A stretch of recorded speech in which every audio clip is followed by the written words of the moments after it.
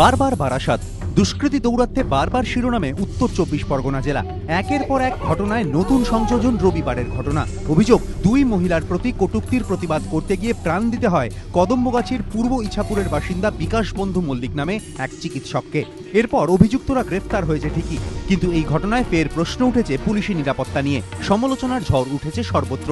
এই পরিস্থিতিতে এক প্রকার চাপে পড়েই সরিয়ে দেওয়া হলো বারাসাতের এসডিপিও অভিজিৎ বন্দ্যোপাধ্যায়কে। তাকে ডিএসপি সদর পদে সরিয়ে দেওয়া হয়েছে।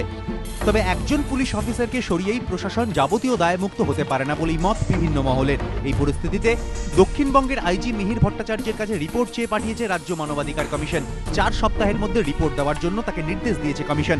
আইজিকে নিজে খতিয়ে দেখে ওই রিপোর্ট দেওয়ার পাশাপাশি বারাসাতের সার্বিক আইন শৃঙ্খলা নিয়েও রিপোর্ট দিতে বলেছে মানবাধিকার কমিশন। এদিকে কদম্বগাছি কাণ্ডে পুলিশকে চাপে ফেলার সুযোগ হারাতে রাজি নয় বিরোধীরা। বারাসাত তো নাম করে নিয়েছে, এত নাম করে এত দেখতে ভালো লাগে না এসব। বারবার আমরা বলেছি, এরা কমিশনারেট করেছেন।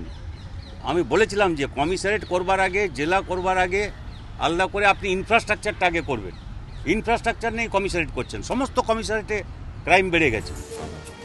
যদিও পুলিশের একাংশের বক্তব্য, তড়িঘড়ি ব্যারাকপুর এবং বিধাননগর পুলিশ কমিশনারেট তৈরি করা হলেও প্রয়োজনীয় সংখ্যক নিয়োগ করা হয়নি। উত্তর 24 পরগনা জেলা পুলিশের থেকেই লোক নেওয়া হয়েছে। আর এর জেরেই দুর্বল হয়ে পড়েছে কমিশনারেট এলাকার বাইরের উত্তর 24 পরগনা জেলা পুলিশের অন্তর্গত এলাকার পুলিশি ব্যবস্থা। রাজর্ষি দত্তগুপ্ত ও সমীরণ পাল, এবিপি আনন্দ।